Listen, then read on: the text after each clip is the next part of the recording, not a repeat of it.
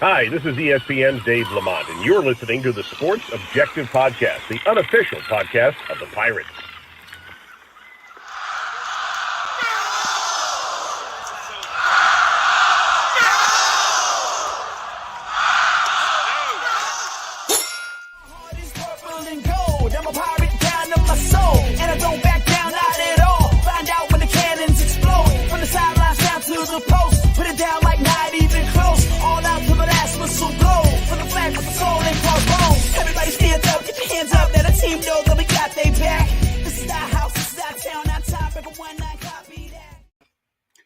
Welcome into the Sports Objective, very special show. All our shows are great.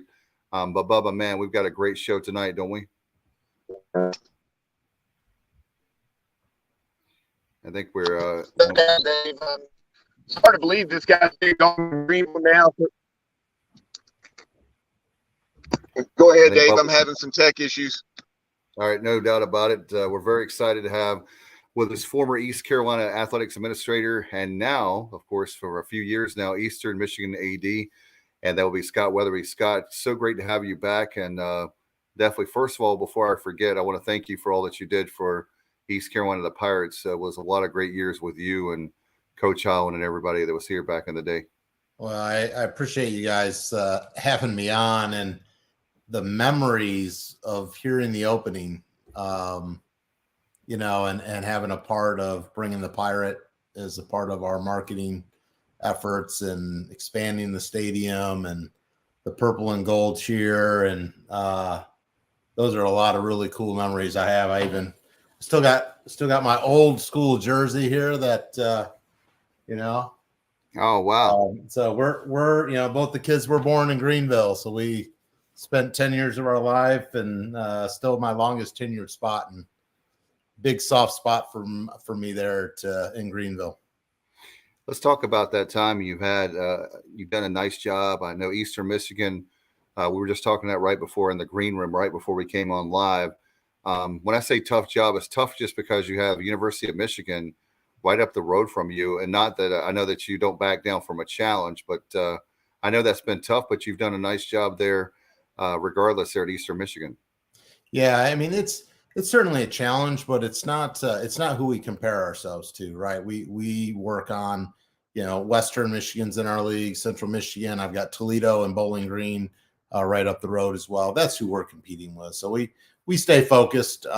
Sometimes we can get caught in moments and obviously want to go play Michigan and have an opportunity to beat them. But we stay focused, and obviously East Carolina, we weren't shying away from anybody back in the day, and you still don't. You try to play anybody, anywhere, anytime, and we have that same mentality here. Well, I know that we have a big game in the Big House next year, and Labor Day weekend of 2023. So, Pirate Nation, what we need to do, I think you said you're going to have a Friday night game. I'm pretty sure we have a Friday night because we usually play the Friday night before Labor Day. And then Michigan has a home game this year. It's Colorado State. Next year, it's East Carolina. So I'd love to have all my Pirate faithful do a double dip. Come on to the factory. We call our football stadium the factory. We roll up our sleeves, and we got a gray turf. It's a little unique, and would love to have all of our Pirate fans come to our game Friday night and then head over to the Big House for Saturday.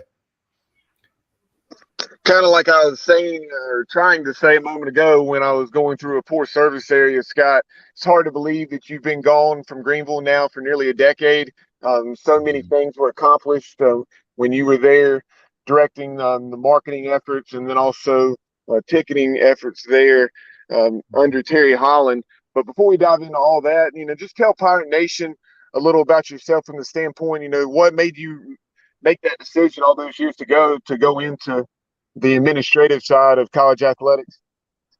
Yeah, well, I always thought I wanted to be a coach. I was a baseball guy. I thought I'd want to be a baseball coach. But then when my baseball career didn't really pan out, I had the opportunity to obviously get a degree in sport administration. I love sports. And then I had an opportunity, actually was able to go back to my hometown in Kalamazoo, Michigan, and Western Michigan gave me my first opportunity in the ticket office. And that's kind of where I started, and I bounced around. So I went back to Ball State for graduate school and went to Fresno State, got my first job, went to San Diego State, and just slowly moved up. And I couldn't make an impact coaching. I didn't end up choosing that path, and instead went on the admin side and still impacting student athletes, but also supporting coaches and our staffs. And then obviously learned a ton and grew a lot in Greenville at East Carolina. And, that was for me the stepping stone of going through there and having the opportunity to start in the ticket office.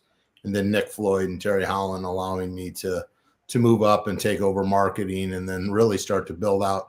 That's when our video department started to build out with Greg Pierce and those, and working with JJ and the group. And so that was really big for me to then have the opportunity to go to the SEC and Mississippi State. It just laid the groundwork there so much. So it's been a good run, and I'm really glad I got into it for sure. It's a different time now, though I will tell you, college athletics is a little different these days. But one question I had here close to home, I know you had a watermark that we were very proud of. We mentioned from time to time when it comes to season tickets. Wasn't it around 24,000 during your time here? And I had a question, a follow-up, if you can talk about that and how to follow up about our current status with season tickets. And for me, the big run was, I felt like I joined East Carolina at the right time, which is crazy. Some people might say, what are you talking about? It was the John Thompson era, right? But it gave us a time in the ticket office and our marketing department to get set, plan, and figure out how are we going to grow this. And then when we got Skip and was able to, grow, really our plan here at Eastern Michigan is I'm using the same template for the most part. I'm trying to grow our student body. That's where the fan base is. That's where, when you get students to buy in and start bringing the noise and bringing it, all the other fans want to join in. And so we had a plan to get the Student Pirate Club, and so when I got there, I think we were 1,000 or so, 1,300 Student Pirate Club members. And heck, we grew that to 10,000. And like you said, I think we marked out at, 23, 24,000. And that doesn't include the 10,000 students, right? So we were already at 35,000 every game. And then all we had to do was, okay, what are we doing for this game? What are we earmarking? What are we, is it faculty staff appreciation? Is it homecoming? Is it, what groups are we going to target? And then how do we lure them in for other games? And that's literally the model I use here at Eastern Michigan. COVID struck down our path, and now we got to build it right back up. But so that was the high mark. And then, I foul still, I talked to JJ. Actually, he was actually up this way and was driving by my exit and said, I saw Ypsilanti. I had to call and say hi.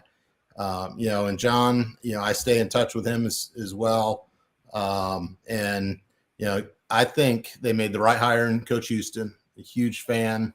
I was, you always put yourself in, if I was in John's shoes, is that what I would do? And absolutely. He's one of the first people I would have called. And I thought he made a great hire, and he's building it the right way.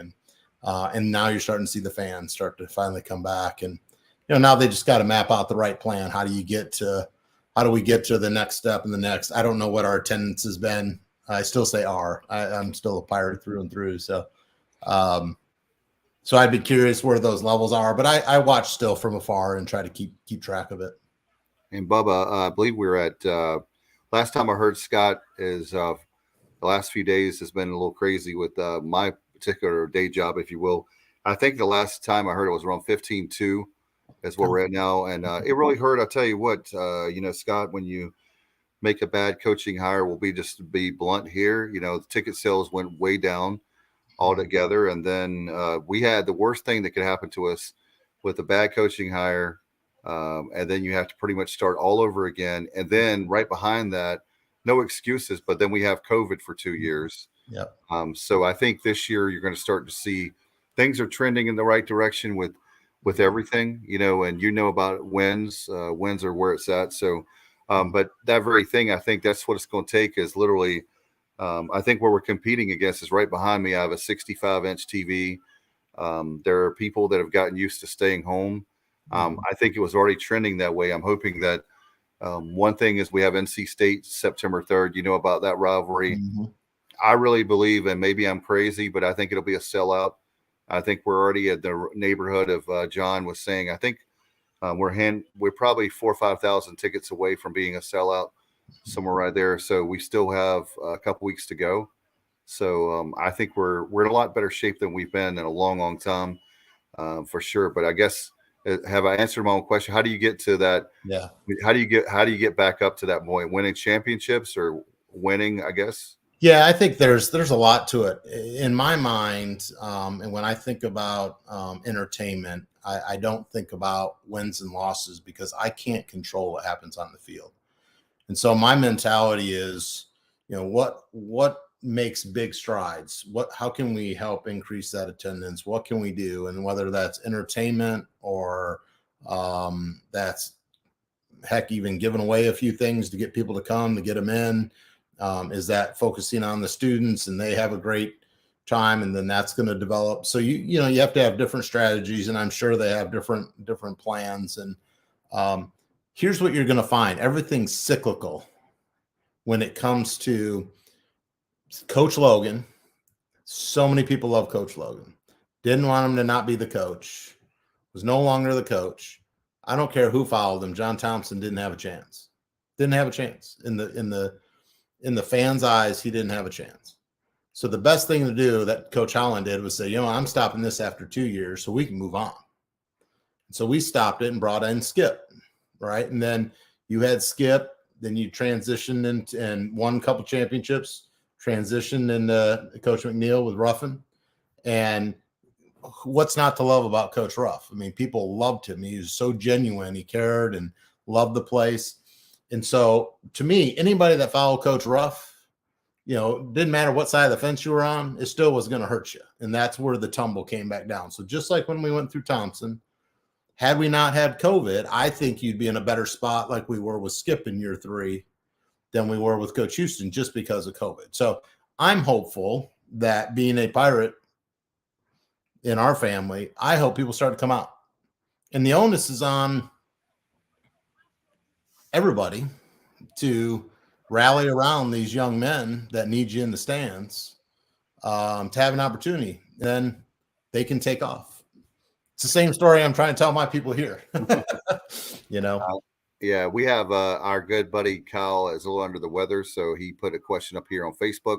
If you have a question for Scott tonight, you can do it on Facebook and YouTube Live. And Kyle asked, how is NIL affecting Eastern Michigan?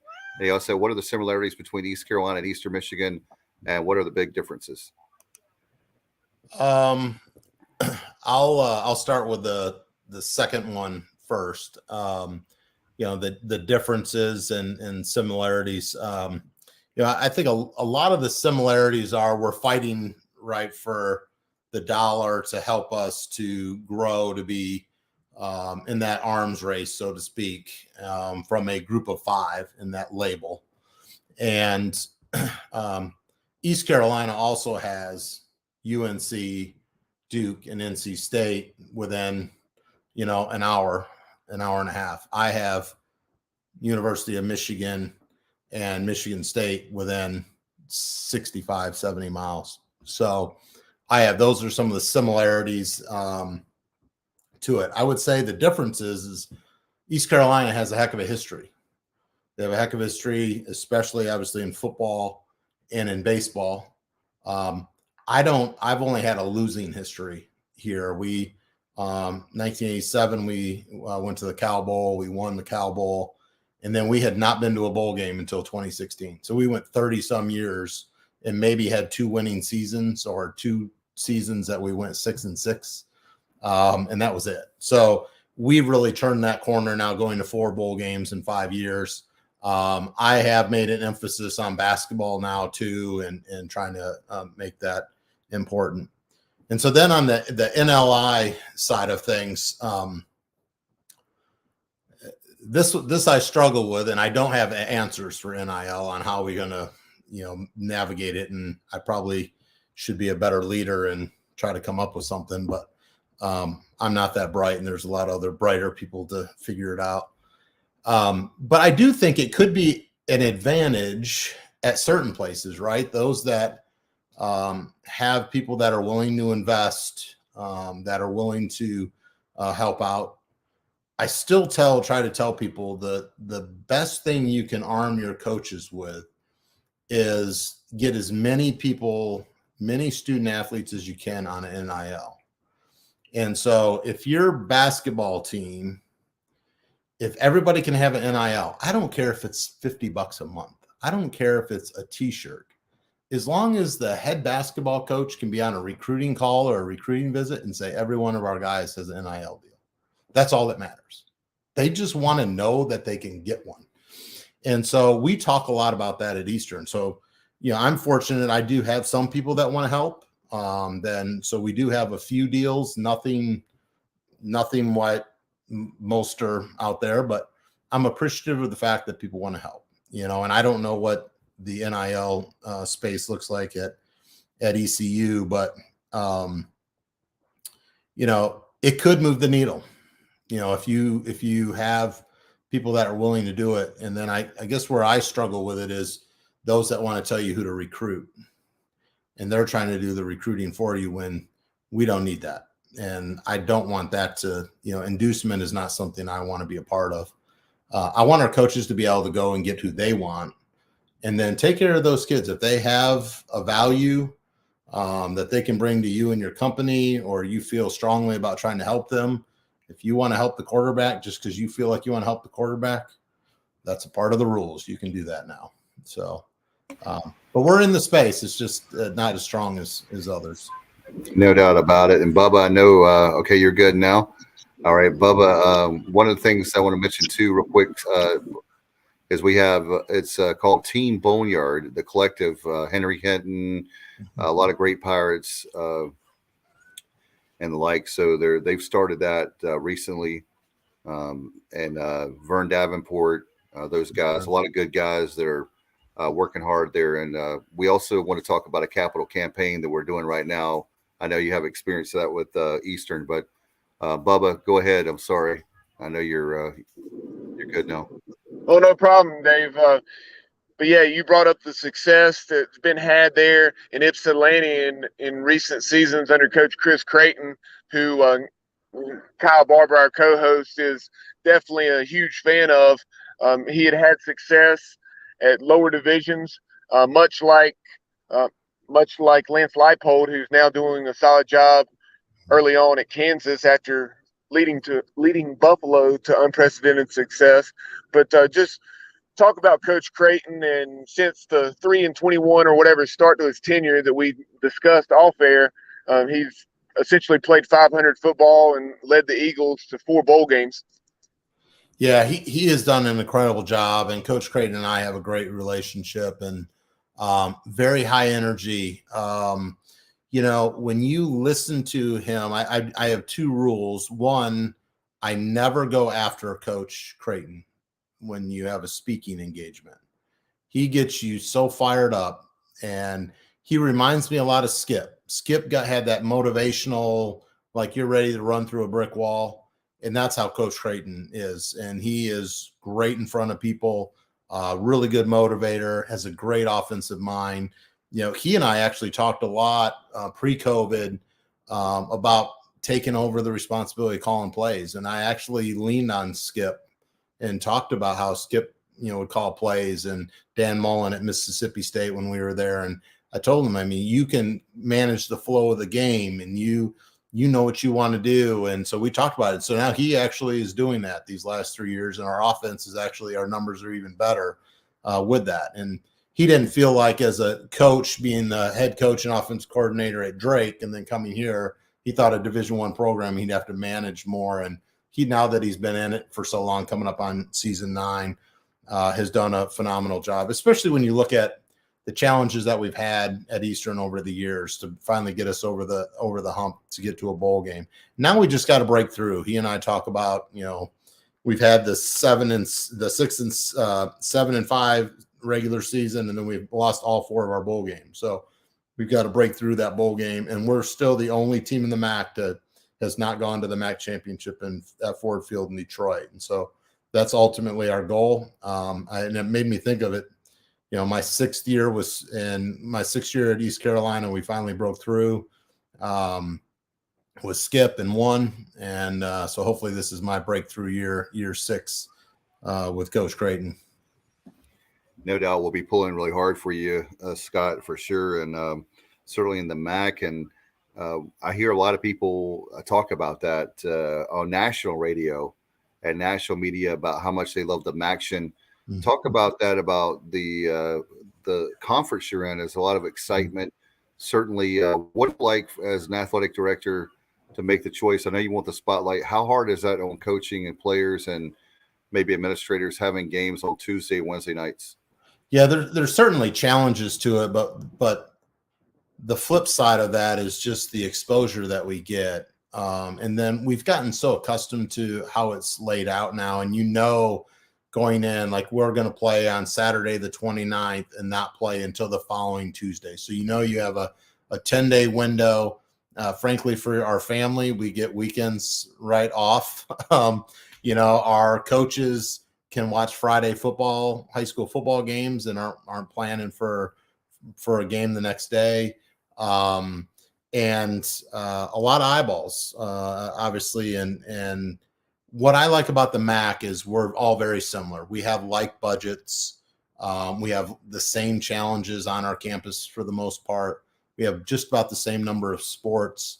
And then we can bust everything. And so it can be an affordable, we lockstep for the most part. All of us athletic directors get along. What's scary is I just passed year 5. I'm just hit my 5-year anniversary in July. And I'm the 4th most tenured in the MAC out of our 12. And so we're turning over, and obviously your people have retired and then others have gone on and got other jobs. So, we have a good group, and I love MACtion. It is some challenge a little bit with schoolwork, right? We've got to figure out, and we try to manage that. But, we only have 2 games. You're talking about a Tuesday one week, a Wednesday the following week, and then we're playing the Friday after Thanksgiving. So we get 2 10-day windows.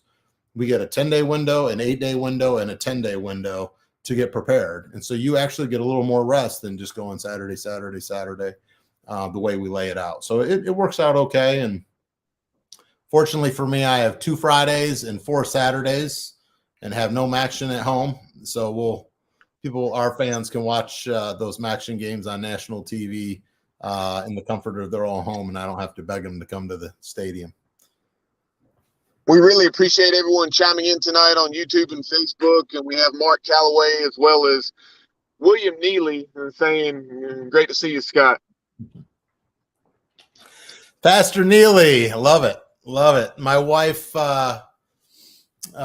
worked for Bill for, I think, 8 years while we were in Greenville, and love Bill and his family and Wanda as well. So it's cool to see.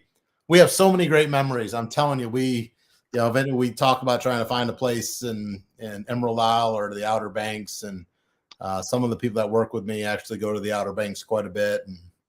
And so we'll be back there. My daughter was actually looking at ECU for a little bit. We flew in last year to come check it out.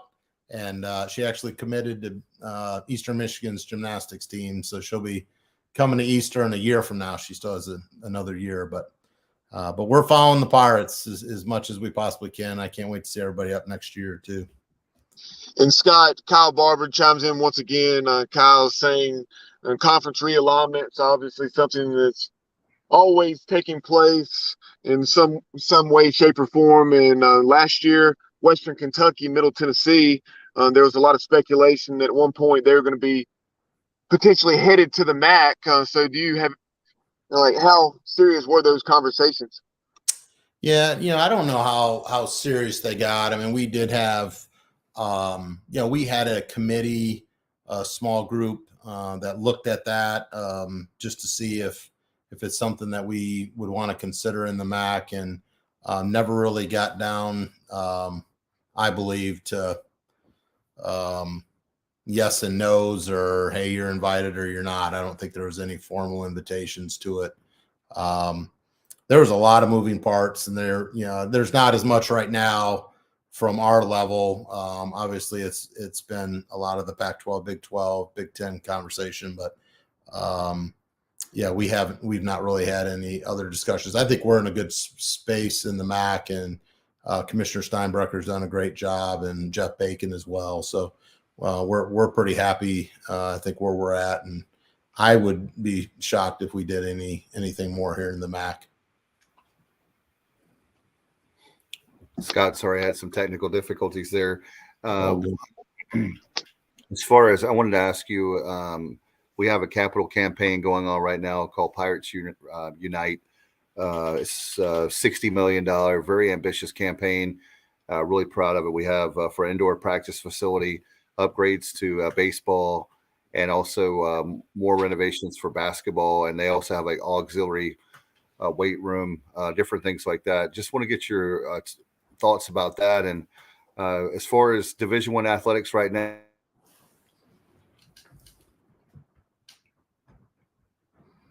so he froze again. So I'll try to tackle this with what I heard. So I'm kind of curious, and Bubba, maybe you know this, of the $60 million, how much, when did that start, and how much have they raised? Scott, it began, I guess, a couple months or so ago, maybe a little over 2 months now. You know, back late in the spring, the Pirates Unite Capital campaign was launched, and I want to say about 2.5 to 3 million has actually been raised. And then John Gilbert and company have stated, Ryan Robinson, who's now in charge of the Pirate Club, has stated that they feel as though they're on the verge of some pretty sizable gifts. And of that 60 million, I think 18 to 20 is what they're projecting the cost of the indoor practice facility. And then you're going to have about 7 million, 8 million toward the baseball ops building and so on. Yeah. Well, and I'm glad they put it out there. I'm a big believer in facilities. You know, we spent a lot of money at Mississippi State on new facilities. I've been very fortunate here at Eastern Michigan to build a 63,000 square foot football end zone building. It's not all football, but student athlete performance center. And then we're building an $8 million golf facility right now as well. That's breaking ground this fall. And, you know, I'm usually a believer, though, that you do a campaign launch and you have a lot of it in pocket before you kind of launch it. So I'm glad they've got some numbers coming. It's needed to stay up. And so I would encourage Pirate fans that are listening and stuff that they try to help. I mean, I want to see ECU be successful, and what we've got to figure out is we've got to be good where we're at now, and all that other stuff will take care of itself. It's the same conversation we had when I was there and we were in Conference USA. And it's like, you take care of yourself, you do really well. It's just like I tell my employees, you work hard, you don't ask for raises, you just work really hard, and good things are going to happen because you're working hard and doing the right thing. So, you know, hopefully that campaign goes really well. I want it to be successful. I feel like giving, people want to give when others are giving. And so it starts to have a domino effect. You know, quietly, I'm working behind the scenes on 3 or 4 projects myself, and I'm trying to tee it all up. Then I can turn around and ask people to try to match other people. So then all of a sudden that number grows pretty quickly. And I'm sure that's what, John and the group are doing there. And hopefully they get that support. Yeah, no doubt about it. In fact, one of the things I've always heard, Scott, the oldest trick in the book, and I guess trick is not the right word to say, but you put a whole bunch of donors in a room. Yep. And you say, you see that Scott Weatherby over there, he's given $2.5 million. Bubba Rosenbaum, he's given $2.5 million. All right, Dave Richmond, it's time for you to step up and give $2.5 million or whatever. Not to say that will be the thing, but is that fair? So Dave, that's exactly what I'm doing. So I'm in this phase where I'm getting all of our heavy hitters to go to Arizona State in September. And I'm trying to work my NFL group as well. And we're going to sit around and I'm going to say, okay, this is what we've done. Look at what we've done the last 5 years. These are the improvements that we made. We've won 16 championships, been to 4 bowl games. Our basketball team's getting ready to take off. So here's what we're doing, but here's what we need to do next. And here are my top 5 things. If you guys only want to fund 3 of them, that's fine. Let's do something. But I got so-and-so is going to give me X, so-and-so is going to give me Y, so-and-so is going to give me Z. So we're at this amount. Who's coming with me? You're not alone finally. Let's do this together. And can that number be 15? Can that be 20? And so I have lofty goals this year. I mean, we just broke a record. We passed 5 million for the second time, and then we did almost 4 million in cash, which has never been done here. It's just nothing like ECU. I bet our numbers have just been crazy bad for so long that, we're finally doing some things. But in 5 years, I've raised 20 million, and I have a goal to raise somewhere between 10 and 15 just this year, just to get moving to the next phases. So, but you got to have those lofty goals. And you, Dave, you hit it nail on the head. Get people together because they want to help. They don't want to do it alone, and they want to know something's going to get done. I don't want to give $1 million to something that I've got to wait 5 years to see. I want to know it's going to get done. So if I know that you need 10 million for this, let's all get to 10 so you can get moving on that one, and then we'll start working on the next one. Yep. Now, Scott, along those lines, your Eagle Club or whatever it's called at Eastern Michigan, your equivalent of the Pirate Club, just what can you tell us there as far as you talk about the growth in terms of donations? Like, what are the numbers as far as the amount of donors you have? Yeah, it's so nothing compares to a Fresno State in East Carolina when it comes to Group of 5 and fundraising. They're 2 of the best places I've ever been. You guys do it right. Just to give you some perspective, just like I gave you from football, right? 1987 to 2016, we went to just the 1 bowl game in 87. So we went on a 30-year run, right, where we didn't do anything. From 1982 to 2017, so just before I got there, in 35 years, they raised 12.7 million. That's it. East Carolina probably did, I don't know, 7 or 8 million a year while I was there. I mean, it's mind-blowing to me that you can go 35 years and only raise 12.7.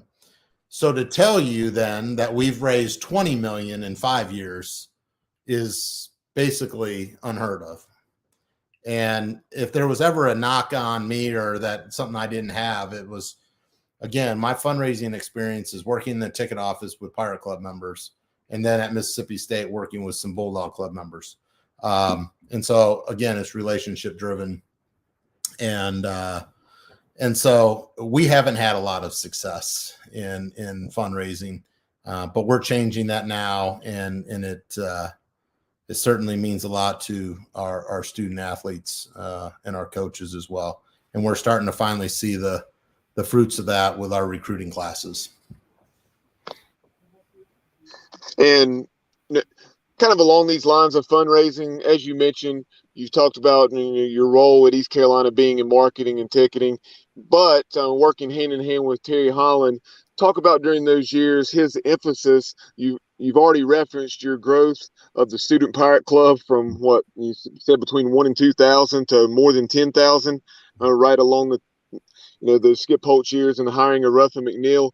So just talk about something that was, on one hand is simple, and on the other hand it's brilliant, and that is what Terry Holland emphasized, the power of one. Yeah, I mean, he was always talking about, we need to each have our own onus. We have to be our one, and then the power of going and getting one more. And we talked a lot about that. And, you think about the Pirate Club being, whether it's 6,000 strong or 10,000 strong, and all of a sudden everybody just gets one more, and you just double just like that. And he talked a lot about that. And one of the things that I've actually tried to recreate here that Terry did, it was the Saber Society. And again, it goes back to Dave's comment about getting people in the room that can make an impact, and then they can look across the room and know that, oh, that person's in for X. Well, I'm in for X. And so he talked about giving $5,000 a year for 5 years, so $25,000 gift, and then others giving. It was a bigger number. I can't remember. It might have been even $250, and they had to pay $50 a year or something to be in this Saber Society group at the time. And maybe it was even called something else before that, and we converted it to Saber Society. But I just remember that, and so I've used that with my own group to say, how do we get people give us a commitment for 5 years, and then we can go and take advantage of that. And then we're putting the right people in the room together to help move us forward, that are invested. They can see the impact that it's making. And again, we got to do it March one by one, just like Terry Holland said. And what you were speaking about, that was the circle of excellence when we had the renovation to the locker room there. The locker room, that's exactly circle of excellence, and then we eventually converted to a Saber Society with higher. That's right. That's exactly right. And along those lines, Dave, very quickly, while we're on the topic of the Pirate Club and just fundraising in general, no matter what school you're at, something that's when you look at East Carolina specifically, though. You obviously always want to have the Saber Society and those big donors, and that's a given. But at the same time, those folks that are giving, $300, $400, $500, or $1,000, just talk about the way it's so important to value those folks, because, at East Carolina, no matter where you are, those folks are important as well, and that money adds up, as we're just saying, with the power of one. Yeah, I believe firmly in relationships, and I don't care what giving level you're at. You have got to. I don't walk into a room and say, "Oh, that one's given this and that one's given that." I'm treating everybody the same, and we need to do that. And the challenge to that is only those that give a lot that have an ego are the ones that may get concerned, right? But outside of that, very rarely am I going to go up to somebody and their first gift's going to be $100,000 or their first gift's going to be $1 million. Their first gift was probably $100 somewhere, $300 somewhere, $1,000 somewhere. And it takes time for them to, 1, build a relationship, 2, have some trust. 3, it's like, okay, now I actually see what they're doing with the money that I'm giving. And then once you start to develop that, you never know when they're going to become successful. You never know. Just like I never burn a bridge. I still talk to all the people at East Carolina. I still stay in touch with people, because who knows when, one, I may want to try to go back, or I need them to call somebody, or they want me to call somebody for them. We're a close-knit group. That's how fundraising is the exact same way. And so I just try to treat people the way I'd want to be treated. I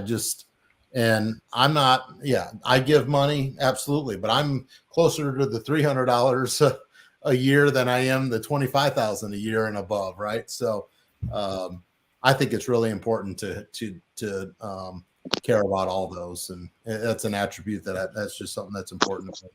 And something very quickly, Dave, that caught my eye as far as Eastern Michigan. And I know, Scott, we don't want to talk specific student athletes, but let's just say a high-profile quarterback was transferring from one of those so-called household brand name programs last year, and you had one of your wealthy donors, a guy like Charlie Batch, who and was willing to make a significant commitment. Yeah. Again, I get a little bit into, I don't want to entice, right? That's against NCAA rules. So I would want to avoid that. Where I do appreciate the fact that we have people that do want to help, but we have to do it the right way. And there's an avenue to be able to do that. Every state law is different right now, and we've got to clean up the NLI piece of that. But yeah, Bubba, I'm going to only say those comments on that one. Gotcha. Yeah. Hey, Scott, as far as that thing about the $100 to $1,000 donor, that's what really frustrates me, and it maybe brand U, whatever school you want to put it there, school X. But it bothers me that I feel like that, yes, I'm not complaining about our big donors. Thank God for them. But at the same time, when you look at, I always talk about the people that take a shower after work. There's a lot of Pirate fans that are all walks of life. And I think that when it comes to our university with East Carolina, I'll say it because you don't have to and get yourself in trouble. But for me, that's the one thing that I've always been disappointed. I guess that's the word, is there's a lot of us that are giving scholarship level all the way down to, the $100 level. And we should be treated not, I understand there's $1 million donors, but there's more of us than there are $1 million donors. If we had a whole bunch of $1 million donors, we wouldn't have to do the capital campaign we're doing now. And in other words, we need everyone. It's not just a few donors we need. And we don't have, unfortunately, Vince McMahon's not writing a check for $60 million. We have Mr. Beast right there. I just don't understand why he won't write. And if I ever talk to him, I'm going to ask him for the $20 million. I have guts. I mean, Mr. Beast is not better than I am. He may have more money than I have, but you have to have courage to ask these people, write a check. You're in Greenville, North Carolina. You were at the Super Regional with us. Write a check. Come on. Like, you're giving away 5 billion turkeys at Pitt County Fairgrounds. Why can't you write a check for $20 million? I mean, maybe that's not the right strategy, but I want him to give Mr. Beast to give money. He uses our facilities, give money to the Pirate Club, give money to the university. Yeah. Well, and in fairness though, here too, I will say, a good problem and a bad problem at ECU is we have strong numbers of donors. And so when you talk about, again, what's our Pirate Club membership up to now? I think it's 5,700 is what I heard. Yeah, 6,000. So you think about that, and you're right. The top 1% is giving the biggest chunk. And so you don't want to not continue that relationship. But you also have to figure out, how do I try to touch those other 5,500? And how do I build a relationship when I only have 4 or 5 staff members? And how does that how do I make you feel like you're a part of something special? And those are things that I would work on, and me personally trying to figure out. I'm a guy that likes to go get in the crowd, stop and say hi. If I can handwrite a note occasionally or shoot a note to somebody. But again, that's a big, and so to treat Dave the same as Bubba, to the same as Henry Hinton or Vern Davenport, and you go down and the whole group. I mean, it gets, in fairness to them, it's like, Dave, where do you really want me to spend my time? Do you want me to go get that $1 million? Do you want me to try to close this $60 million gap? Or do you want me to worry about making sure the relationship's there from the 3 to 500? Whether that's fair or not, because I can sit here and tell you, I'm still trying to do that, but we only have so much time, right? And so you've got to figure out how to manage that at the end of the day. So I don't want to throw all because I actually think John's done a really good job. I don't know how people feel, and I wasn't sure when Dave kind of made it. I know him and John and I actually talk. He and I talked a lot when he had to do some cutting of sports, and we had some conversations, and because I had to go through it as well. And I think a lot of JJ and the group there. So I know they're trying to get this thing turned around, and I feel like it's heading in the right direction.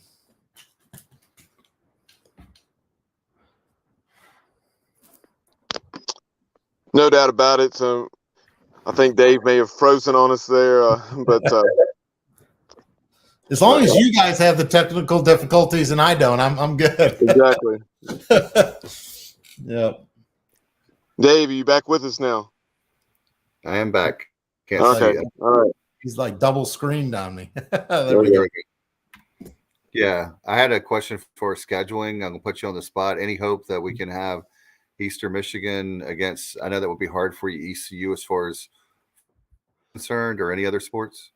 Yeah. Actually, well, one, I did suggest to my baseball coach, it's such a great atmosphere to try to have the opportunity.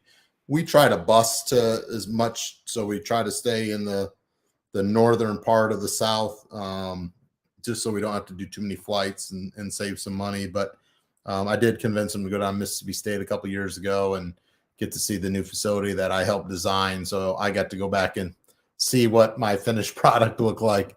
My philosophy in scheduling is I need one money game that I've got to go make some money. I have one FCS opponent that we want to have. And then I want to play like budgets as much as possible.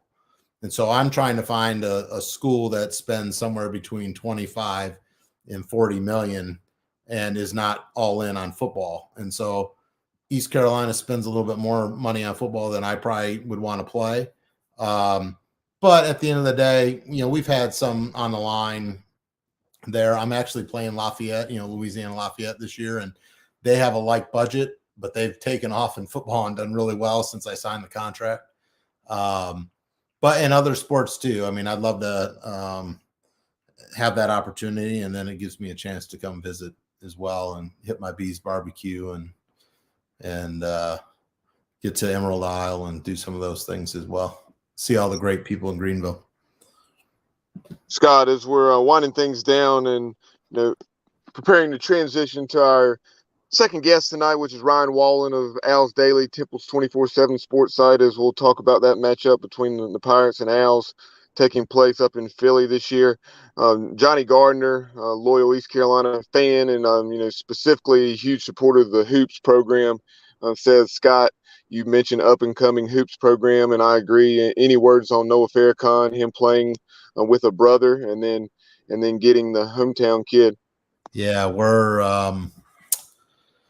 one I can't speak on yet because they haven't signed. But Noah, I can certainly speak on. Noah had a phenomenal, what would be really his sophomore year, but he only counts as a freshman, hit to us.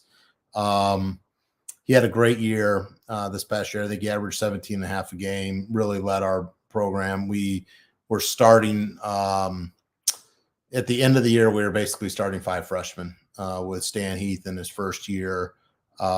We have what is arguably a top 5 transfer recruiting ranking with this incoming class for this year. I mean, we've signed a kid from Providence, a kid from Georgetown, a kid from Duquesne, and more to come as well. Another 5-star hopefully on the way. And with that, our program's set in a good spot. And then also having Noah's stepbrother, I think that's what where it was on the team last year. And they had just a great tandem and worked well together. And we didn't win as many games last year as we had hoped, but we were really, really young. And I think a lot of Noah, and I think he's got a bright future, really do. Once I saw him play for us, he was by far the best guy on the court. And I was a little surprised. I even said, I'm like, how did you not make things work at ECU? But he was ready to make a change, and we're glad to have him. And that's something, in basketball, there had been some success there, whereas in football, not so much. I noticed the renaming in the last, or during your tenure, I'm not sure exactly when it occurred, but George Gervin, the name of your arena. Yeah, we and George Gervin is one of the most humble, nicest human beings you'll ever meet, and I've gotten to play around the golf with him down in San Antonio. He's come up a couple times to the arena. We shocked him. We surprised him on December 11th of this past year. So it hadn't even been a year. One of our donor groups, Game Above, stepped up and gave us a significant donation to put George's name on our arena. And we're working on updating that. The Iceman is right, baby. The Iceman. And the finger roll, and if we're transforming the arena right now, we've got a new court coming in. We just painted the concourse. We painted the outside. We just put the George Gervin Game Above Center on 2 corners. When you come up, there are these huge signs. We have a Hall of Fame going into our new atrium. with a new video board. We're getting all new video equipment. So we just got a new weight room, getting a student lounge. We're updating the Alex gym. So we're doing a lot of improvements with that gift, and George and the Game Above family of donors is just been a great group for us. And we're just really, it's great to have an icon like that. He was a top 50 NBA.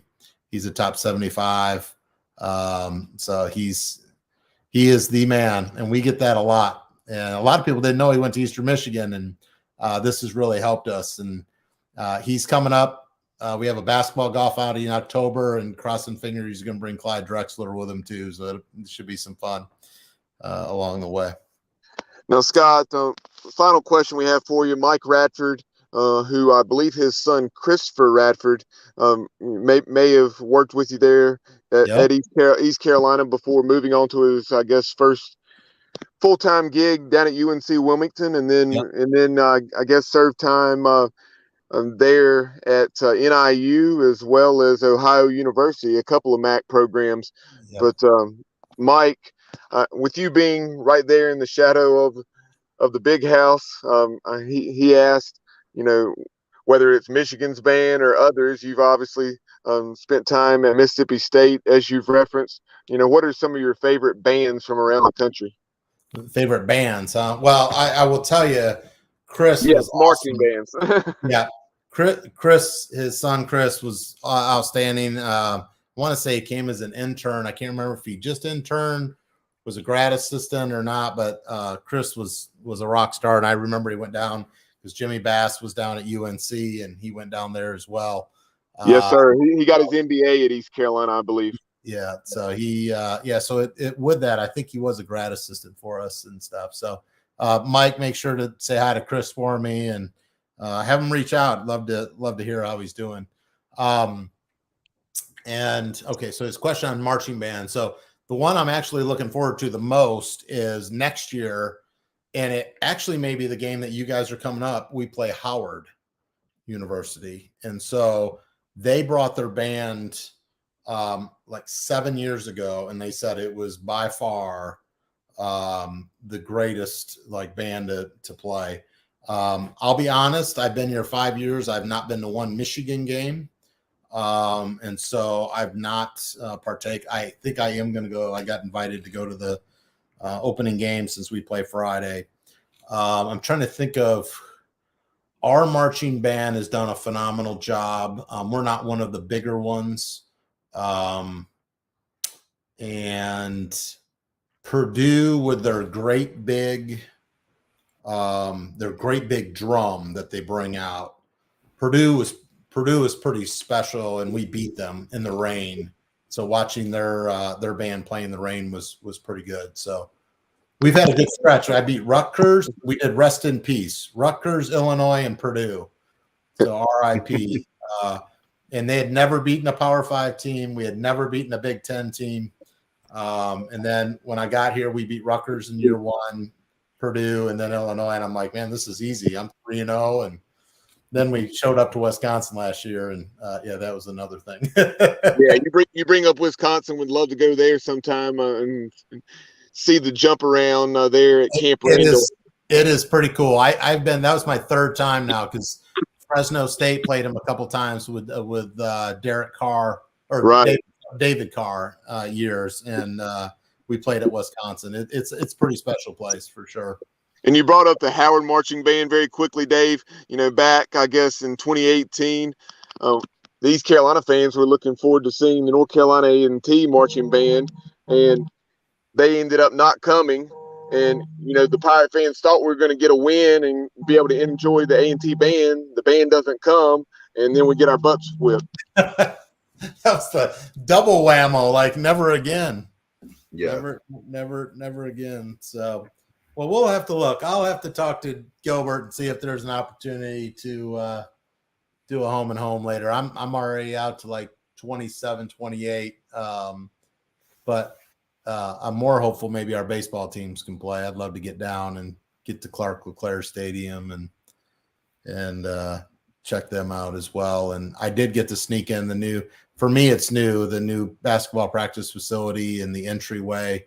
I had not seen all that until my daughter and I came down to visit last Wow. year. And, it was really neat to see that and check out Greenville. I mean, the bypass was done finally, so you can get right into you passed everything and went right into campus. I couldn't believe that. That was they were just starting to work on that when I left in 13. So it's pretty neat to see all the changes that are going on and all the things down uptown Greenville as well.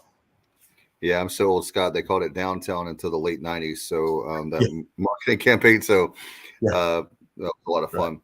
Thank you so much for coming on. We appreciate it. How can people follow you on social media? And thanks so much for the long visit. We appreciate it. I know you've got a lot going on and you were generous with your time tonight. Yeah, well, I appreciate you guys. I certainly, we talk a lot about Greenville. We talk a lot about the Pirates, and we are all Pirates in this household, and with the kids being born there and stuff. So just pretty cool for you guys to reach out. Be careful who you hang out. If you're hanging out with Brian Meador, I mean, that's who kind of reached out originally. So exactly. He's great. Brian's awesome, and I miss everybody back there. So I just say hi to all those that I haven't talked to in a while, and good luck to the Pirates this year. We'll be rooting for them. Same to Eastern Michigan. We'll be rooting for you guys, and look forward to meeting you in person next year as we come to the big. Absolutely. You guys hit me up. Let me know. We'll take care of you so everybody has a good time. And if we can get enough Pirates together, I'll create a little tailgate zone just for them, and we'll do it upright. Sounds good. That's great. Thanks, guys. Appreciate the time. All right. Thanks, Scott. Appreciate it very much. All right. Appreciate Scott very much there, and a long time. And the patient man, the patience of Job, Bubba, one of our good friends with Temple, obviously with the Owls Daily, and that's Ryan Wallen for Temple 24/7 Sports. Ryan, man, thanks for the patience and long time in the green room. Glad to have you back on with us tonight. Of course, it's always a pleasure to be on with you guys. And like I told Bubba earlier today, just exchanging messages back and forth. There's excitement in the air, and it's about football season. No doubt, Ryan. And also right now, welcome in another member of our team as Matt Semenza, former Pirate linebacker, joins us. Matt, how are things? Everything's good, guys. What's up, Ryan? Good to see you. Good to see you. It's been a minute, but I'm looking forward to breaking down Temple with you. Certainly a team that's had a lot of transition with the changes in the coaching staff, and tough year last year, but hopefully just not against East Carolina. You guys can rebound this year. Hopefully looking for a bounce back here. It seems like it's off to a good start under first-year head coach Stan Drayton, who the Owls hired back in December from Texas, where he was the running backs coach. A lot of people were skeptical, obviously, at first because Drayton's never been a coordinator, let alone a head coach. And, people were wondering, well, was this the best choice? And I know a lot of former players were advocating for former defensive back coach and Fran Brown, who was on Matt Rule's staff at Temple and who had come back under Jeff Collins for a little bit and spent some time with the Owls and really helped recruit some guys that went to the NFL. But, they ultimately settled with Stan Drayton, and Drayton so far has really impressed from what I've heard from fans, from donors, the players. He's made a good impact, and he seems like he might have been the right guy for the job. Yeah, you bring up something interesting there as far as Coach Drayton's background, and that's something we were talking about, and you may have heard that part of the conversation with Scott Weatherby, Eastern Michigan AD, who we were just chatting with, and that's the dynamic. There's no right or wrong. Hiring someone from a lower division, be it FCS or Division II, that has head coaching experience, or going the high profile Division I, FBS, or in this case, Power 5 route. As much as we hate that term, a guy that had been at a lot of prestigious programs, and like you said, though, had not been a coordinator. And immediately a couple guys come to mind. Sam Pittman, had been an offensive line coach, and he's doing a solid job at Arkansas. And how about Dabo Swinney? He's done all right. Yeah, no doubt. And, you just look at the pedigree of types of recruits that Drayton has recruited over the years. He's a guy that had recruited Ezekiel Elliott to Ohio State. He's a guy who helped recruit the Pouncey brothers to Florida when he was at Florida. And going back in the day, and this might not be known by a whole lot of people outside of Philadelphia now, is that he's also the guy that helped recruit Brian Westbrook to Villanova. And then he had a outstanding career there, and obviously went on to play for the Eagles. And, Drayton has that experience in Philadelphia and in the Northeast. And that's what a lot of people had complained about, that you look at his resume and it's not really in the Northeast. But when you look a little deeper at it, back in the 90s, he was in the Northeast. So, he has that experience, and he's recruited high profile guys. So obviously he has an eye for talent. And, obviously when you have names like Ezekiel Elliott, who you recruited to Ohio State, you helped him produce a great, couple seasons at Ohio State, and he got into the NFL, and he's still producing. Yeah, no doubt about it. It's definitely an interesting hire. I mean, you see this around the country all the time, where oftentimes if a team has a bad campaign, they're going to go the complete opposite direction. So it seems like that's the direction that Temple has gone here, and it's gonna be interesting to see how it plays out, Ryan. But just kind of taking a look at the schedule here. Taking a look at the first 3 games at Duke, then Lafayette, and then Rutgers. So you kind of jump out of the gate here against ACC, and then obviously a Big Ten team here. So what are your thoughts heading into the Duke game? Specifically, how do you feel about the quarterback position? Yeah, I think the Duke game is going to be a real good measuring stick to see where this team is at. And, Temple played Duke a couple years back in the Independence Bowl, and they got absolutely mollywopped in the second half of that game. That was the game that Daniel Jones ended up, boosting his draft stock, and that kind of put him into that top quarterback in that draft class. I wish he didn't, Ryan, because now he's stuck on my Giants. So now Yeah. see how that worked out.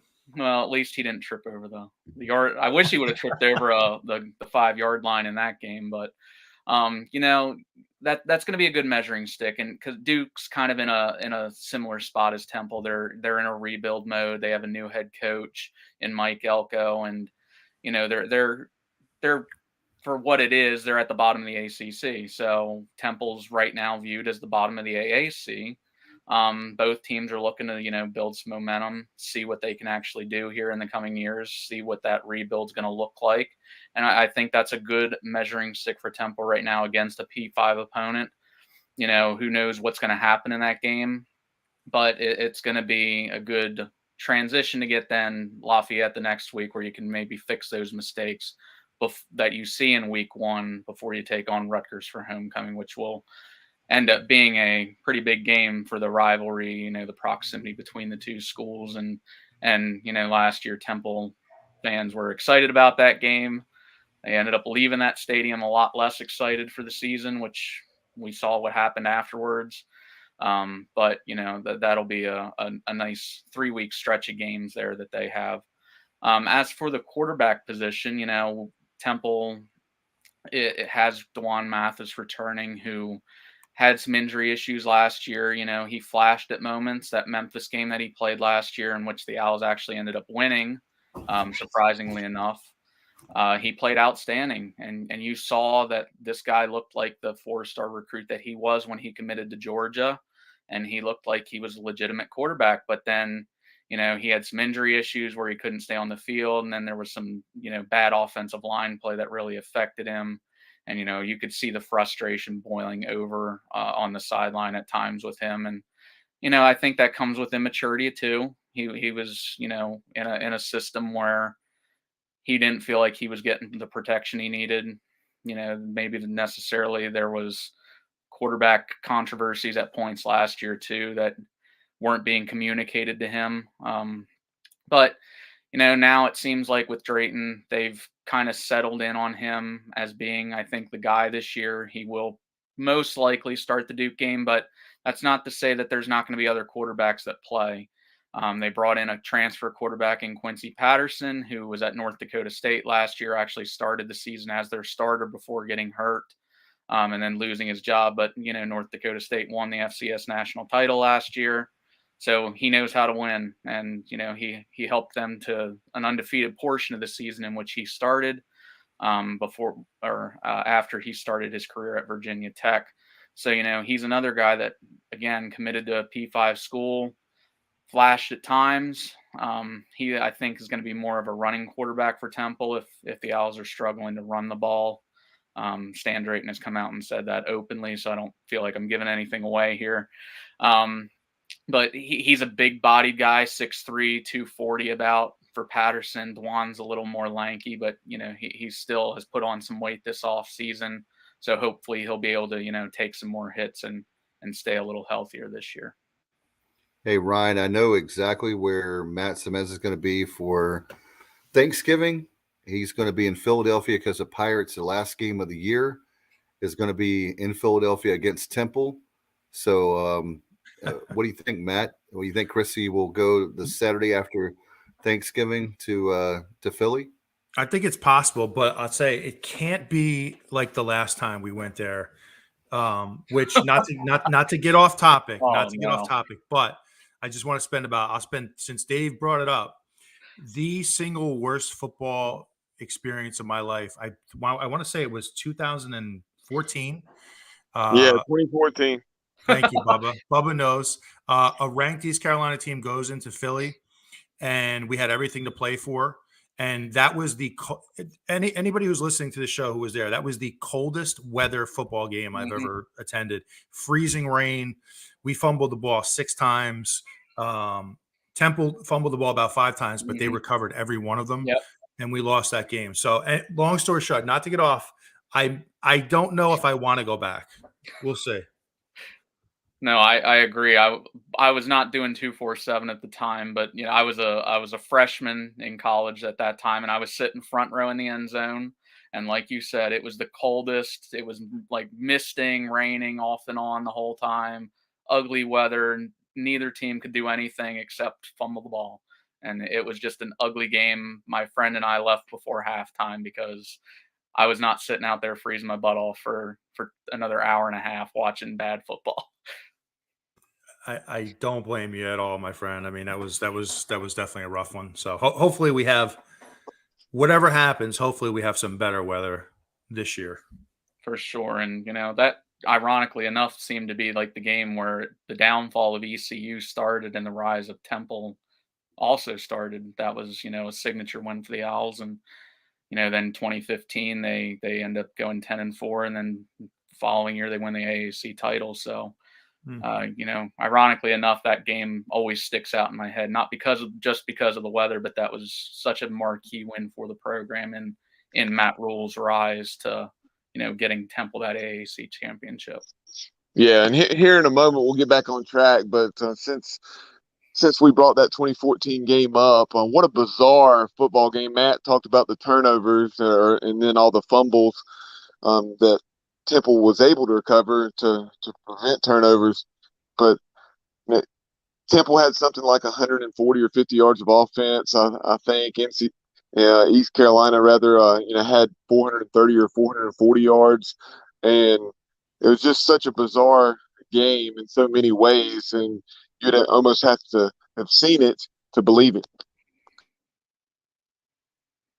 Yeah, it was not a pretty game by any means. I did not go to that game expecting Temple to win it, but it was just key turnovers and key moments, and that's what helped the Owls change the field position, get some short fields, and they were able to take advantage of that and end up winning that game and knocking off the Pirates. Now, Ryan, headed into this season, Matt brought up the quarterback situation, but just looking at the program as a whole, what has Coach Drayton had to say here early on in camp, or I guess about halfway through camp now, as the openers quickly approaching against the Duke Blue Devils? What are the strengths and what have the weaknesses been? And like at least what has he said publicly, and maybe what have you been able to dig up behind the scenes? Yeah, he seems that he thinks that the team is on track with where he wants them to be right now. He says that he feels that they're progressing well. They're starting to instill that toughness back in the team that he feels like some of the guys lost, not only from him watching film, but seeing what he inherited and seeing some of the conditions that some of the guys were in. He feels like they've made some progress in that regard. Feels like the defense is still a little bit ahead of the offense at this point, which that was expected considering, the offense was in such shambles last year and ranked near the bottom or at the bottom in most offensive categories. So, you kind of expected that. And we saw that in the spring game this year, that the defense, just kind of dominated the offense for the most part, especially the defensive front. But he says he still is looking for more consistency in both areas of his team. He feels like that there's been flashes from both groups, but they need to be more consistent and they need to be more, in tuned on every play rather than just a play here and a play there. So that's been something that he's seen, but there's definitely been some flashes of some players now who've started to make a name for themselves, who are on the younger side of the thing, of the year spectrum, So, that's good to see. It's good to see that some of these younger guys that they brought in, JUCO guys, recruits that they recruited this past spring, who they signed on signing day, they're getting first team reps. So it seems like that's good, considering that the team had so many weaknesses.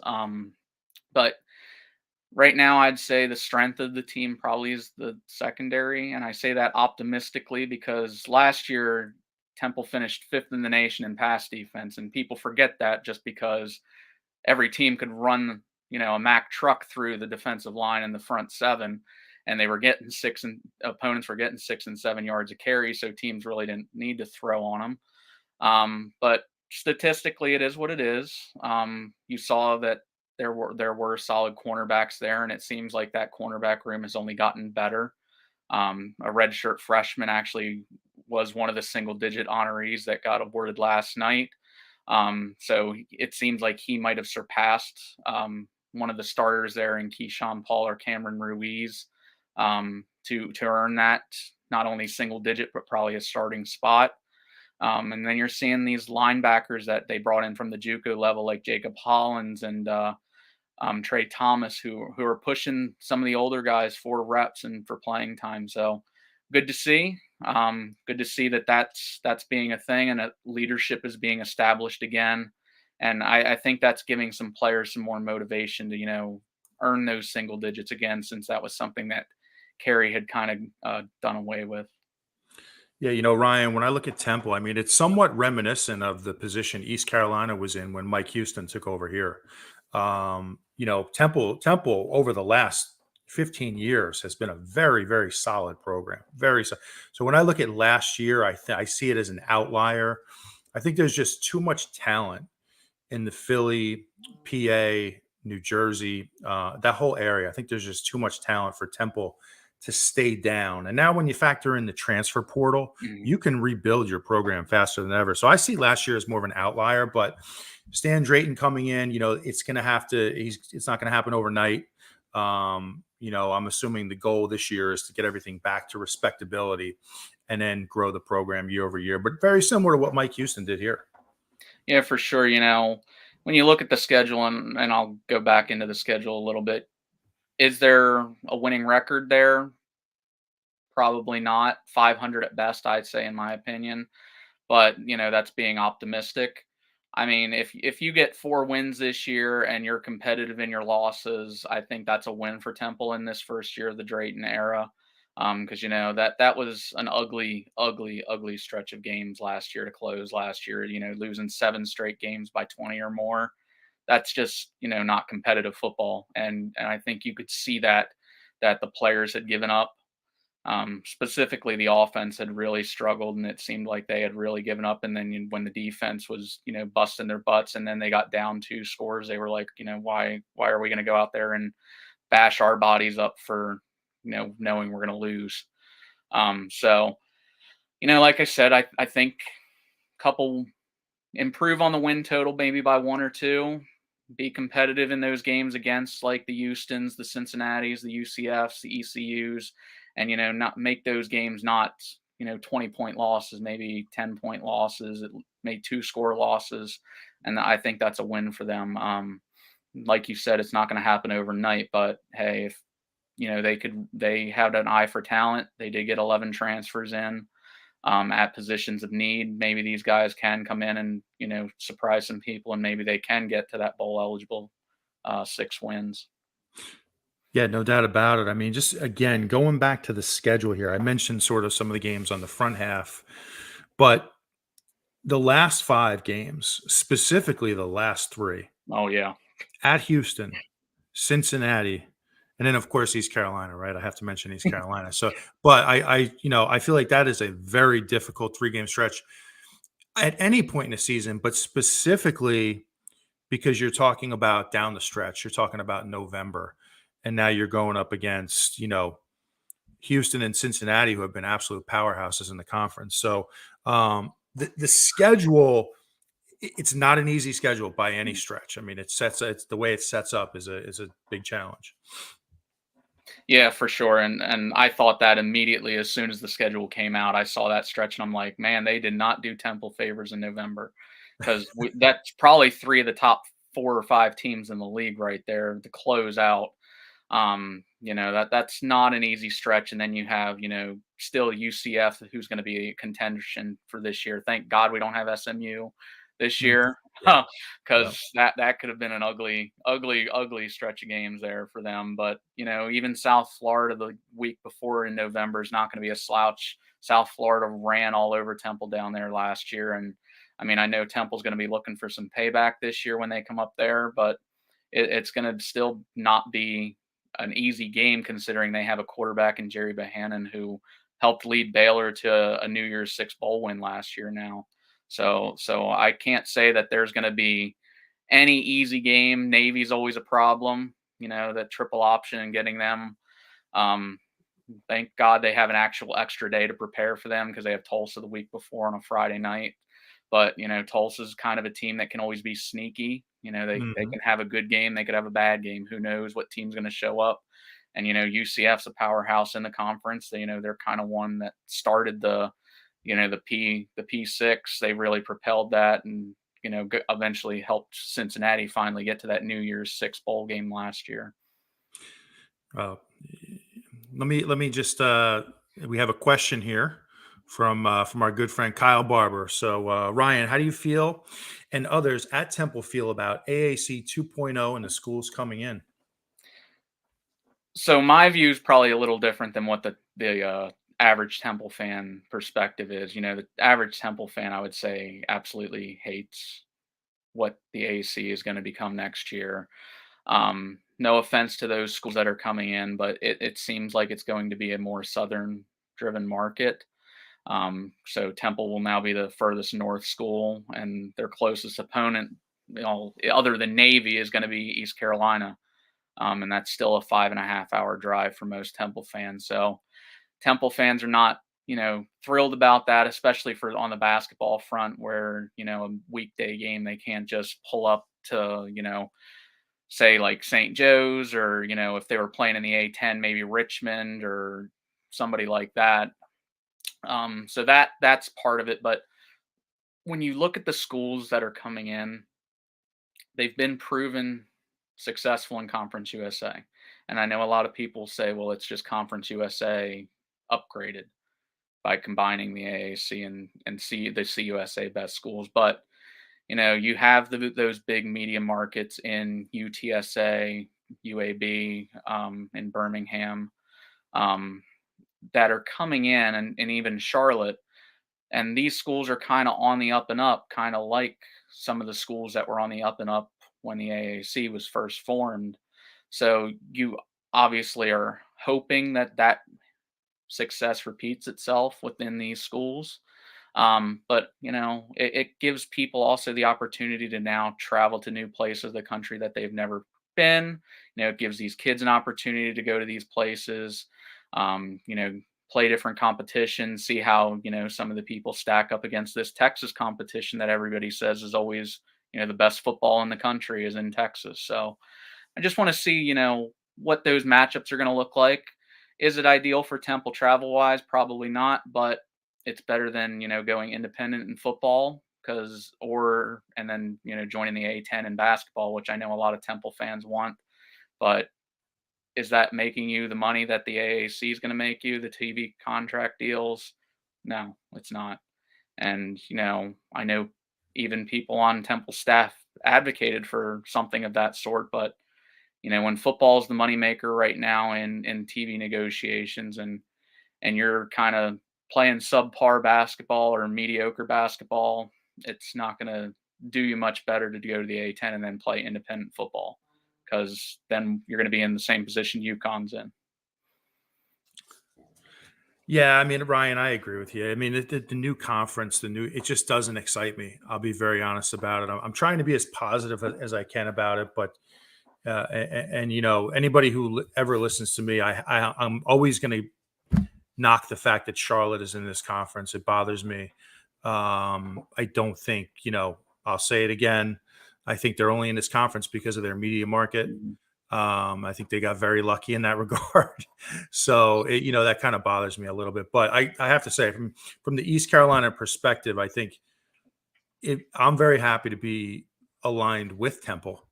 I think these are two schools that, as conference realignment continues in the future, I think that our schools will remain hopefully in the same conference, because it's a relatively close drive. Mm-hmm. And I think, it's just typically two pretty solid programs. So, and there it is. Yes, I'm anxiously awaiting the beginning of a rivalry. I'll never refer to it as a rivalry with Charlotte, no matter what. So, but definitely happy to be in a conference with Temple moving forward. I agree. And, they're both schools that kind of unfortunately were down at the wrong time. Or in ECU's case, they're on the rise, but they weren't at that upper echelon of the Houstons and the Cincinnatis and the UCFs at the right time. And, Temple, if this would have been 5 years ago, maybe Temple is going to the Big 12 next year. I can't say that, and USF has the same case, honestly. They probably 5 years ago, they're probably going to the Big 12 because they have that media market. Temple's got that media market, and ECU has that fan base that's, a lot of schools, what they really dream of having, that dedicated, passionate fan base. But unfortunately, it is what it is. We're stuck in AAC 2.0, but conference realignment, as we saw this summer, is crazy, and anything can happen at any given point. So who knows what the next domino to fall will be, but I'm sure it's going to come in the next couple of years. Yeah, there's no doubt the one constant in college football at this point is change. And I see Dave is back. Yeah. Yeah, that's definitely the one constant at this point is change. And, ultimately, not to get too far off topic here, but I do think eventually you're going to see Temple, East Carolina, App State, maybe a Marshall, more of a Sun Belt type feel. I think when it's all said and done, I think that's how it's going to play out. But not to speculate too much here. Yeah, and I think that was kind of the hope of what the schools were going to be when they were talking about expanding the AAC or replacing the 3 schools that are leaving. You were hoping that it was going to be like Marshall, Old Dominion, possibly, teams that are at least in the Northeast or in between Temple and ECU, that you're going to have a little more regional rivalry, I guess you could say, or regional play in that sense. But it didn't end up that way, and obviously the conference has shown that it's very dedicated to Texas. I mean, we saw that when they moved their headquarters out of the Northeast and out down to Texas and down in Fort Worth and all. So that's just how it is, and it's going to be that way. But hey, I'm optimistic. I'm excited to go to San Antonio, see what that's like. I'm excited to go to Birmingham when Temple gets to go down there, because I mean those are 2 really good football programs. So I'll like to see what maybe some new rivalries will start up. I'm just hoping, Ryan, that you'll he'll join us in Charlotte because Matt's a huge Charlotte fan. So with the 49ers, it's funny because now everybody's like, oh, Charlotte's such a great rock. I'm like, we are not rivals. Let's get that straight. NC State on September 3rd. That gets I've been excited all day about football. My son's playing football. Our middle school program went undefeated last year in my town. My high school program is getting better every year. In fact, the second year with a guy that's a tremendous coach, as Bubba knows, we've had on the show. East Carolina, we feel like it's going to be good. I don't know about my Commanders, but that's a whole other show, as they say. But anyway, I'm pumped up about football. But 49ers just doesn't, East Carolina 49ers doesn't get me excited. The only reason I will be excited is because we're playing a football game, but it's because of that and not because of who we're playing. But, they went, I think, as Kyle talked about, they went for markets, and the proof is in the pudding on that. We'll see if East Carolina and Temple and everybody in the AAC, if they benefit from the TV markets per se when it comes to ESPN. If they do, Mike Oresco looks like a genius. I like you guys like Temple. There's certain teams that, Matt, when you were playing like Syracuse, there's certain teams that you feel like that East Carolina should be playing every year. Maybe I'm biased because like Virginia Tech, there's certain ones, Temple, when I was going to school that we played on a regular basis. And I have no problems. And then you throw in the likes of a regional rivals like with Marshall, West Virginia, when we have UVA, a lot of the schools that are, South Carolina, all the ACC schools that are close by, you can understand that. That's what, when we have season tickets and you have those kind of games on there, there are people that will buy the season tickets just based on our non-conference schedule, I'm interested to see how that all plays out, but you're right with Temple. And, UAB, Matt, with Bill Clark, he's done a nice job down there. That program was a dumpster fire before he took it over. How can you imagine, guys, if our programs have been shut down? I mean, it's just crazy to think about the fact that program was shut down, for a couple of years, and they bring it back. And they're blessed to be in the position they are. Usually when you shut a program down, I know he retired. Thank you, Kyle. The all genius Kyle Barber when it comes to college football. I know he retired. I'm just talking about he did a nice job while he was down there, and he stuck around. He didn't have to stick around at all. He stuck around. They came back. He's retired now, and we'll see how the program does. But it's a lot better than it was when you played him, right, Matt? The UAB program. Oh, no doubt. I mean, it's a tremendous job to turn it around. I mean, if they can bring that program back that quick after essentially being, a dead program, it gives hope for everybody, right? especially if you're down. So, I mean, they definitely did a tremendous job there. Very similar, to what happened to Temple in the mid 2000s too. With them talking about shutting down the program, and then Al Golden comes in and turns Temple around, and kind of really starts that stretch of real success for the Owls, and that 15-year stretch you mentioned earlier with Golden and Adazio, Rule, and even into Collins. Very similar between UAB and Temple, and that's why I kind of am excited about them most of really any of the other schools that are coming in. No doubt. I wanted to ask you, Ryan, I mean, what about the idea of Temple playing Villanova, on a yearly basis? Would that be, obviously it might just be something a little exciting for the fans, local, somewhat rivalry, I guess. Yeah, it used to be a more prominent thing. They actually have a trophy for it. It was called the Mayor's Cup. It was a trophy game between Temple and Villanova. And Temple played Villanova a couple years back. They played them back-to-back years. I think it was during the Collins era. It was 17-18. And Temple won the first game, and then Villanova beat the Temple in 2018 in a head-scratcher game, which ironically enough ended up being, the more successful of the two Collins years in terms of record. But, it was something that brought fans to the game. And even though most people expected Temple to win, it was still a little bit of a buzz around the city. Um, and for as an FCS opponent, that's what I would rather see, is a game like a Villanova, or this year Temple gets Lafayette. It's still an in-state school, still going to draw some fans. A couple years back they played Bucknell. That's another one that's real close by, 2-hour drive from Philly.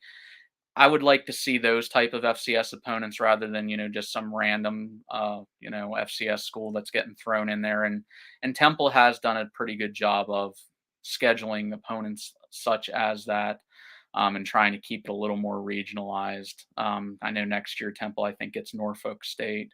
So that's not as close, obviously, as Villanova, but it's still a regional game, where you're gonna get a regional opponent and not have to play some school from middle of nowhere, Colorado or wherever they're coming from.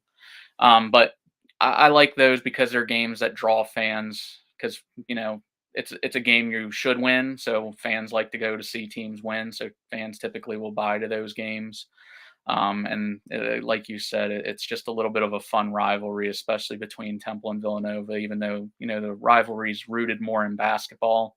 It's still a fun rivalry. And as we saw in 2018, Villanova, pulled off that upset, and a little bit of a shocker for us Temple people, but it is what it is. That's why you play the game. Yeah, ask Cowboy Barber wants you to know about the chant for Norfolk State, but we'll leave that to your imagination there, Ryan. We're a family show here. All right, I got it. You'll have to tell me next year before that game, just so I'm filled in. Yeah, it's on the Facebook. Oh, there, Bubba put there. There you go. I like it. Yeah. So anyway, yeah, no, Cal put that back up. It's great when you have a show inside of a show, right, Ryan? No doubt about it. Very excited about football season. What do you think overall? I've had technical difficulties, forgive me.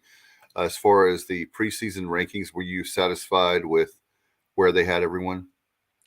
Yeah, I mean, I think that there could have been a case. I would have personally had ECU, I think, probably 4 or 5. I thought they were a little low, but I think everybody else they pretty much had pretty much where I would have put them. And I know my editor and I talked about this because he's one of the votes in that media poll, and he said, he had Temple one spot ahead of, not in last, but he had them flipped with USF. But other than that, it was pretty much identical to what he saw. And it all comes down to who doesn't have to play who, opposed to who does have to play who. And as Matt was saying earlier, Temple's got a rough schedule, and with young guys, like I said, Navy's a winnable game in my opinion, but it's also a game that could give you a lot of problems because that's just such a unique offense that you have to try and scheme for and know how to defend that.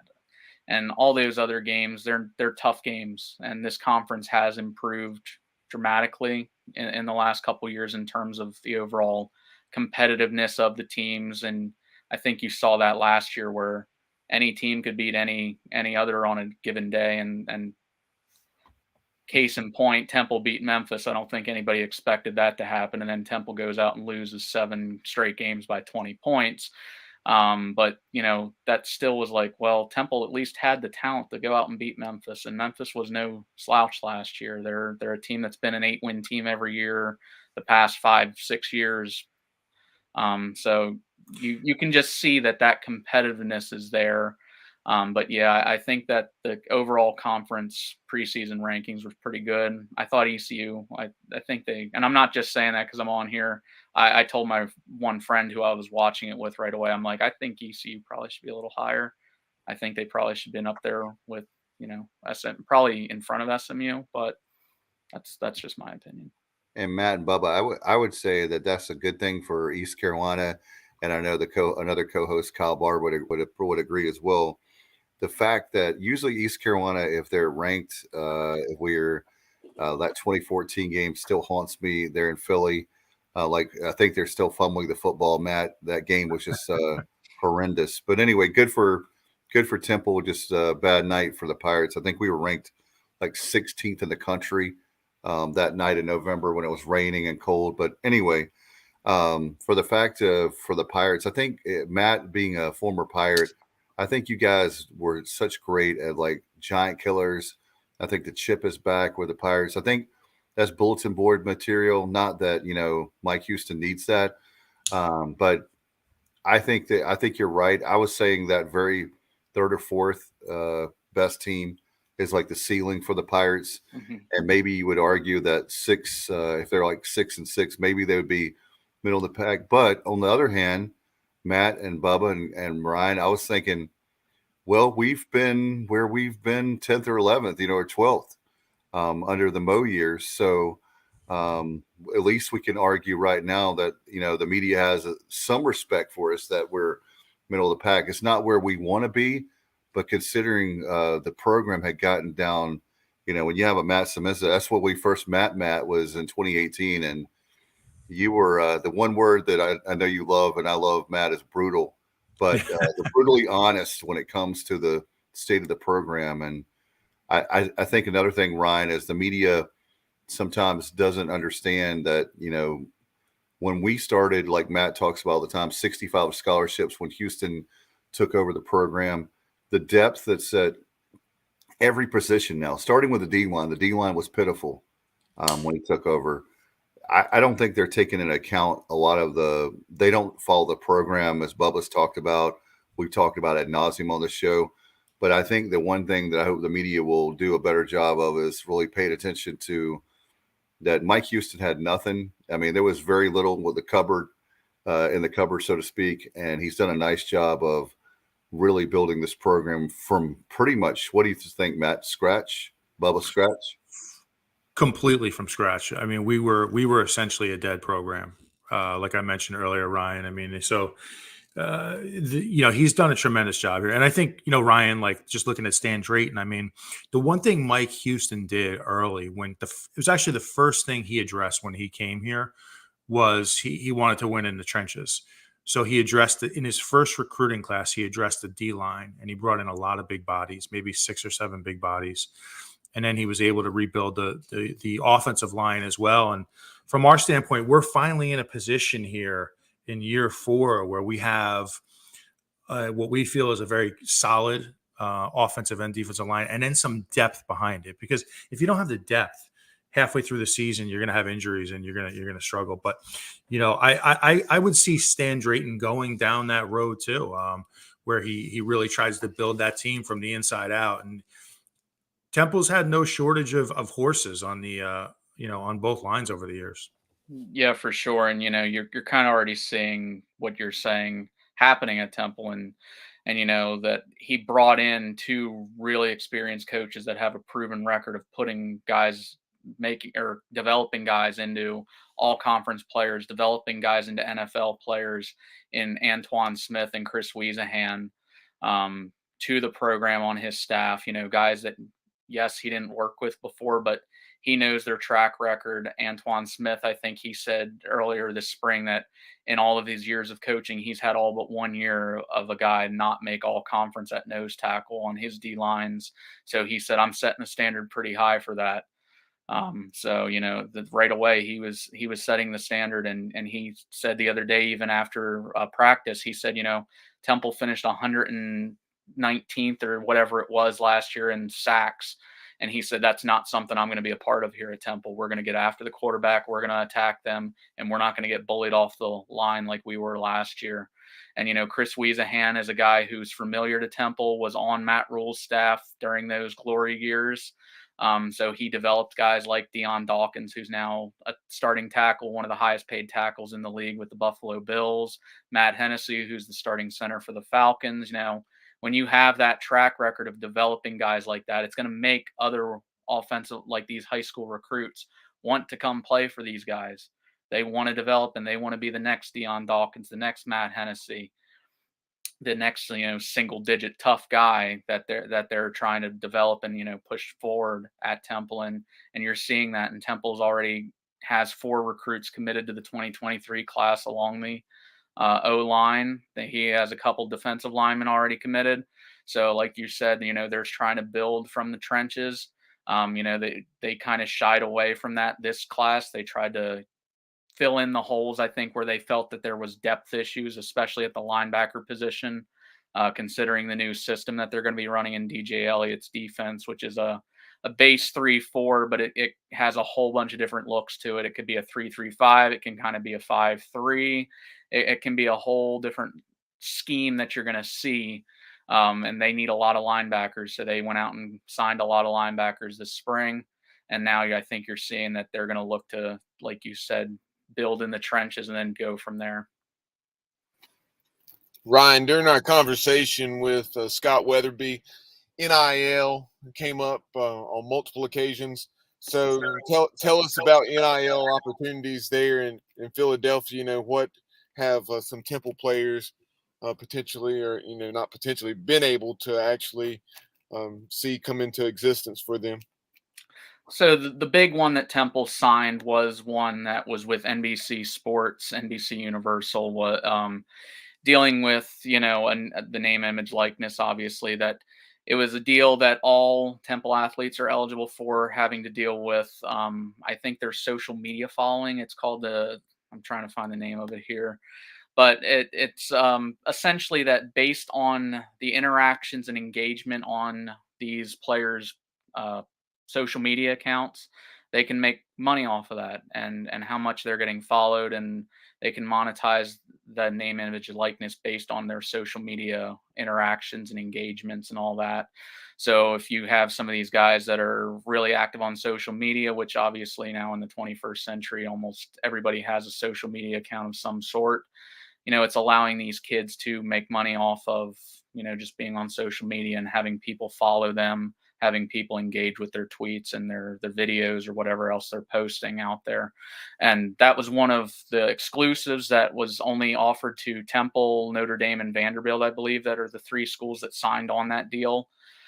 So it's a very unique deal, and only 2 other schools in the nation are doing it. So that's obviously a feather in Temple's cap there.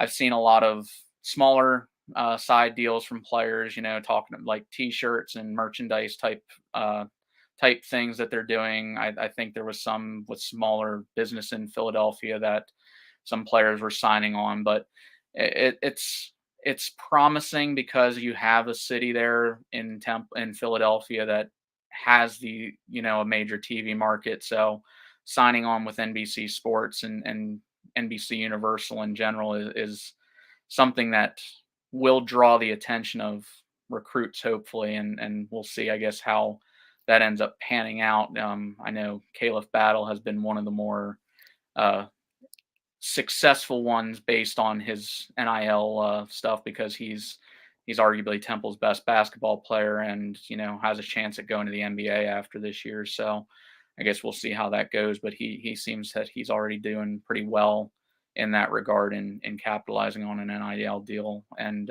merchandise sales. Nice segue there. I think you knew I was headed in that direction as far as the basketball program. A solid season a year ago. Step in the right direction for sure under Aaron McKee. I guess year 3 of Coach McKee's tenure there at the alma mater, and 17-12, 10-7 in the American. And one of our viewers and listeners, Johnny Gardner, chimes in saying Ryan is Damian Dunn, who's an Eastern North Carolina native, a legit first team player of the year guy in the American. I think he's a legit first team guy. I don't know about player of the year, but I think he really developed last year when Caleb went down with his foot injury, into being a very reliable guard and a reliable player on that team. Because after Battle went down, he was the scorer. He had to be the guy to bring the ball up the court at times. He had to be the guy that drove to the hoop and finished. And that he had to sometimes step out and make clutch shots. And I know a lot of people are going to say that they remember that game against ECU where he hits the step back 3 and wins it. So, I mean, you saw him develop into that. And I think what needs to still develop with him is consistency. But, I think that this probably is his last year with the program as well. So, after this year, who knows where Temple's going to be, but with Battle and Dunn both healthy this year, they brought in a couple transfers that they're hoping are going to help especially in the interior, in defending and, just being a low post presence rather than a guard heavy lineup all the time. They're hoping that, this is going to be the year that they finally return to the NCAA tournament and they maybe finally win a game in the NCAA tournament for the first time in almost 10 years. Hey, I would love just to be in the tournament. It's been going on, hard to believe. April will be 30 years since we've been in. I'll take the NIT, though, this year now that it's moving to Vegas. Oh, I didn't know it's moving to Vegas. Yeah, they announced I think 2 days ago it's moving to Vegas this year, and then next year it's going to be in Indianapolis. And I said, well, this is the year for the NIT. If you want to go to Vegas, and then next year I'll take the NCAA tournament next year. Sounds good. And by the way, we'll hope for both first-year head coach Mike Schwartz and you guys with Temple. I know you guys have a proud. I knew you were coming on. I was thinking about John Chaney. I was a kid and teenager and college kid during the time of his reign as coach, and did such a great job. I can see him now. Man, he was tough as nails. But good luck to the Owls, obviously in football and basketball. And I'd love to have you back on. That'll be hard to believe. That'll be Thanksgiving week the next time we talk to you. But seems like we would have you early in the season. But I know sometimes we do play you guys Thanksgiving. It seems like it's always like right at the beginning of conference play or always right at the end. And that's kind of how it's been the last, 7-8 years. It's just they either open conference play with ECU or close. And Temple seemed to fare better when they opened conference play with ECU. So I don't know, probably not a good sign for this year, but you never know. That's, like I said, that's why you play the game on Saturday. And, hopefully first year under Stan Drayton is going to be a little bit better than the last year under Rod Carey. No doubt. And Ryan, before we let you go, how can people follow your work? And we appreciate you again. Another great visit as always. Of course. Thanks you guys for having me on. You can always follow me on Twitter at RyanWallen247, or you can find our stuff on owlsdaily.com. All right, my friend, good luck. And I know it's hard to believe just a couple weeks away from football season. And we'll be talking to you Thanksgiving week. I appreciate you. And enjoy your Labor Day, by the way. Yeah, sounds good. Thank you, guys. Always appreciate it. Look forward to talking. Have a great night. All right, man. Have a good night. Thanks, Ryan. All right, bye-bye.